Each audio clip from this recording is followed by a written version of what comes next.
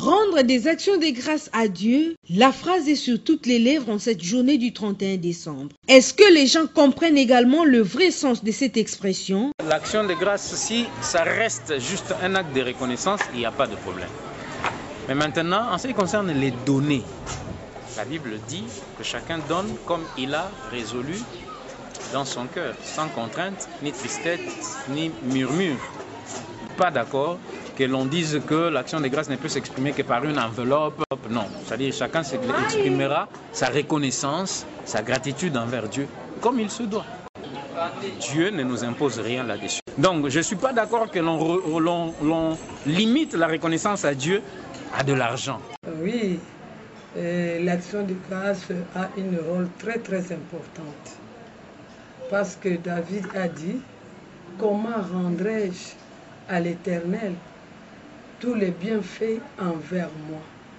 J'accomplirai tous mes vœux envers l'Éternel. Généralement, les chrétiens offrent quelques enveloppes contenant des billets de banque à l'église. Est-il alors obligatoire? Pas du tout. Parce que si vous lisez la Bible, dans Colossiens chapitre 1, verset 12, la Bible dit nous devons rendre grâce à Dieu parce qu'il nous a délivrés des ténèbres pour la lumière. Et Ephésiens 4, 20 aussi nous dit pareillement. Nous devons rendre continuellement grâce à Dieu. Donc partout les questions d'action de grâce, ça n'a rien à voir avec l'enveloppe, c'est seulement une question d'être reconnaissant à Dieu, d'exprimer sa gratitude à Dieu, ça n'a rien à voir avec l'enveloppe. Pourquoi seulement choisir le 31 décembre pour rendre grâce à Dieu? La culture est en vogue à Kinshasa, mais cette servante de Dieu explique. Nous avons organisé des veillées le 31 décembre pour le 1er janvier. Le 1er janvier, c'est les prémices.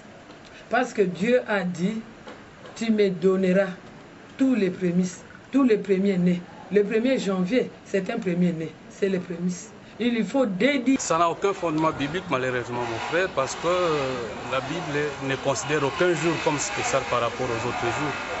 Et que personne ne peut nous juger au sujet des jours, parce qu'en fait, la fête de fin de l'année, c'est une fête qui a été inaugurée par les hommes. Ça n'a aucun fondement biblique.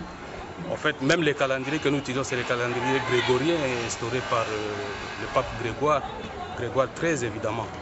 Donc, le 31, c'est un jour comme tous les autres jours. La Bible dit que tous les jours ont été faits par Dieu, qui soit pour nous un sujet de joie et d'allégresse. Donc, il n'y a aucun jour qui a une prépondérance par rapport aux autres jours. Est-ce que l'action exprimée par une enveloppe contenant quelques billets de banque est-elle? L'action de donner une enveloppe contenant quelques billets de banque est-elle nécessaire? Le problème, ce n'est pas les versets bibliques, le problème, c'est le sens qu'on donne aux versets bibliques. Ces passés-là sont animés de l'esprit de cupidité et ils veulent s'enrichir au dos des enfants de Dieu. Parce qu'ils promettent que les enfants de Dieu, en donnant ces enveloppes, ils seront bénis. Il faut poser la question, combien sont-ils effectivement bénis? Nous devons offrir à Dieu nos corps comme un sacrifice vivant. Romains chapitre 12, verset 1. Ce qui est important. Regardez, tous ces gens qui vont les 31 rendre grâce à Dieu, soi-disant, quelle vie mènent-ils? Est-ce qu'ils marchent dans la sanctification? Les 31, ils sont à l'église, mais les premiers, ils sont avec des copines dans des hôtels. Et la meilleure offrande que nous pouvons offrir à Dieu, c'est nos cœurs.